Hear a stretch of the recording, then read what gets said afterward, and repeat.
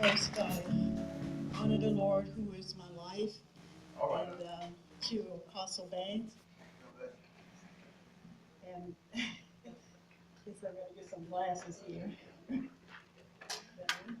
to Pastor Melvin and Pastor Anita, to all of the pastors in your setting, to all the ministers of the gospel, and especially to the mothers. Yes. Happy to be here. We're not going to be before you long. I've learned to be quick, being on the radio. You know how when you just got to cut it. So I just wanted to say a little something. It won't be all this now, but I know you're hungry. So we're just going to read a little something, and you might have heard some of it before on the radio. Okay. First, we're going to read from Matthew chapter 21, 1 through 3, and a little bit through Mark 11, 1 through 7. Okay. And with Matthew 21, and when they drew nigh unto Jerusalem, and were come to Bethphage, unto the Mount of Olives, then sent Jesus two disciples, saying unto them, Go into the village over against you, and straightway ye shall find an ass tied, and a colt with her. Loose them, and bring them unto me. And if any man say aught unto you, you shall say, The Lord has need of them, and straightway he will send them. Mark says closely the same thing, but we're going to read it. And when they came nigh to Jerusalem, unto Bethphage and Bethany, at the Mount of Olives, he sent two of his disciples, and said, Go unto them, go your way into the village over against you, and as soon as ye be entered into it, ye shall find a colt tied, wherein never man sat. Loose him, and bring him. And if any man say unto you, Why do you this? Say you that the Lord has need of him, and straightway they will send him. Now Luke reads about the same as Mark, so we're not going to read Luke. So I'm going to use for thought today, loose them, for the Lord has need of them. Amen. Are you a disciple of the Lord? You are the ones that he had called and anointed and given power to bind the strong man and loose the people of God. You have the power and authority to bring them to Jesus and let Jesus mold them and make them. I already told you, whatever you bind on earth, I will bind in heaven, and whatever you loose, I will loose. Now we're going to talk about Matthew. Matthew says that he sent them over, and there was an ass, a donkey, a mother, and her coat. Okay? Metaphorically, we would say a mother and her child. And they were tied. And he said, Loose them and bring them to me, for the Lord has need of them. Okay, now, Mark and John says he sent them over and said you would see a colt tied, but did not mention the donkey or the ass, which is, that's a female donkey. Didn't mention. It just said, bring the coat to me. So, the word was written, after that Jesus had done all of this, and they were remembering what he said. So I think maybe Mark and Luke focus on the coat because the word said that he sat on him. Yes. So they just focus on that. But he was not going to leave out the ass, which is the female, with the child tied. All right. So we're going to see now that Jesus sent for the female and the child. Didn't mention anything about the father because because it makes me realize that the family was separated. And Jesus came to bring the family together. So, like not day and time, seems like the family is separated. And you know why? Because everybody is pushing the man, is pushing the male, and telling them to go on. And they tied the woman's hand. They have tied the children's hand and said, it's not time for you children yet. But I'm reminded of the word that says, suffer little children to come unto me and forbid them not, for such is the kingdom of heaven. Yes, so he has called them because they're strong. I call the youth now. I'm calling the millennials now. And the word tells us this was a demonstration of what was going to be done later. He said, go and untie both of them. They're tied down. They're tied because man has tied them. Somebody said that God had them in place, that God had them tied in place, that Jesus had them tied in place. Well, maybe so. I don't know, but all I know, he said it was time to bring them to me, because I'm going to show you that I'm going to use the woman. I'm going to use the mother. I've already loosed her.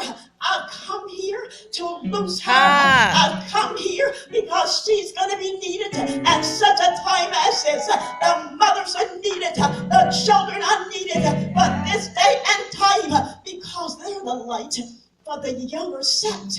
They're the one that the younger set will look up to at such a time as this. And you know what? Not only he was showing us, somebody said, well, in the Old Testament time, he already showed us because there's nothing new under the sun. So he showed us, even in Esther days, when man was always in control. But he sent a woman by the name of Esther, sent her for such a time as this, and to the kingdom. She was able to get close to the king, to get in place where she will be able to help other people. He called the woman even back then. He called the mother even back then to place her where she needs to be. And you know what? He knew that I could use her to go to higher authority. See, sometimes they think only the male figure can do it. But Jesus knew, God already knew that the woman is relentless. She'll stand, she'll pray, she won't give up, she'll hold on no matter what, no matter what the children do, no matter where they go, no matter, she's going to hold on. She's not going to talk about her child. She's not going to ridicule her child, but she's going to stand in the prayer closet. She's going to stand. She's going to pray. And you know what? She's going to loose him. But Jesus loosed her so she could loose him. He knew that he could depend on her. Many times we see, even back in Jesus' days, when he came and the disciples were following him because they were following a man, not a God. They were following Jesus because he was a man. They were following the man part. They weren't really following the God part. They didn't really believe in the God part. Believe it or not, they didn't really believe in the God part. They just thought this was a strong man that could do a lot of stuff. So we're following the man. But you know what? The woman saw something different. The woman, Mary Magdalene, oh my God, into everything, prostitution, anything that you want to name, it was in her. Oh, but she heard about Jesus. She wasn't looking for a man because she had men. So she wasn't looking for a man. She was looking for something more than a man. She was looking for something that could deliver her from her mess. So you know what? When she came in the presence of Jesus, oh my God, that she was loosed. She was delivered. She was set free. And you know what? She walked with him, not because she was a man, She walked with him because of the Spirit of God that was in him, because of the God that he was. And you know what, women? Know what, mothers? That's what he wants us to do. But too many times, we just think we got to have the right man. We just got to have a man that make us feel good. Well, you know, I'm not saying that you don't want a man. Or I'm going to say that, yes, he wants us to have a man. But he wants us to follow him. Yeah. He wants us to depend on him. Amen. He wants us to look into him. And therefore, we'll be able to guide the children. Amen. See, if you notice in the story, the child usually is going to cling to the mother. The child, donkey, the coat, was there with the mother. So, if I loose the mother, I ain't have to worry about the child. I don't have to worry about the child. Amen. If the mother gets loose, the whole house is going to get loose. What are you saying, child? Are you saying that you're in charge of the man? Oh, no. I'm not saying that. But I know a man that sits high and looks low, in charge of the family. And I know how to go in the war room, and loose him to Jesus, and take him to Jesus, take him in the spirit to Jesus, and he'll fix it. I've seen it happen too many times. He will fix it. Mothers, daughters, hold on to him. Hold on to God. I'm changing hands. Jesus has already said, or he went to the cross. Or he went to the cross. He loosed him. And did you note that Mary Magdalene, Joanna, Mary, and 70's children, mother of, followed him all the way to the cross. Yeah, they sure did. But not only that, see, sometimes we may not always know what we're doing, but we're ready to do something. So, Mary Magdalene, you know, that Jesus was going to be risen in 3 days. But you know how they did back in the Jewish, what they would do, within 3 days, they would go perfume the body. And then they would get it ready for burial later. So she was just going to do that. Just to be close to the one that delivered her. But when she got there, he was already risen. But you know why she didn't recognize him? Because he didn't look like the Jesus that walked on earth. He had a resurrected body.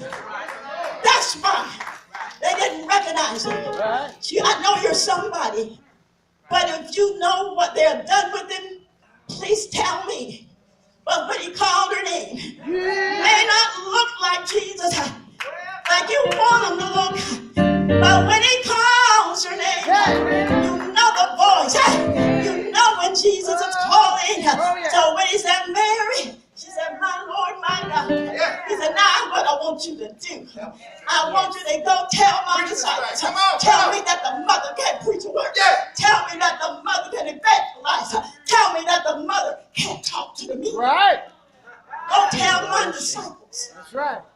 To meet me. They ain't meet now the man Jesus that they only saw in the flesh. But tell them to meet me, the resurrected Lord. Meet me in Galilee. You know what? Thomas didn't recognize him until he put his hands in his side. Because he was a resurrected Jesus. And he didn't look like the man Jesus. He was God and the same God. When he left, he said, I'm coming again. The same way that you saw me leave. I'm coming back. But mothers, let us prepare our people, our children, Amen. The church, let's loose them. I'm not saying go loose here. No. Loose them in the spirit. Yes. Loose them in the spirit. Jesus. Loose them. Loose. The Lord has need of them. God bless you. Hallelujah.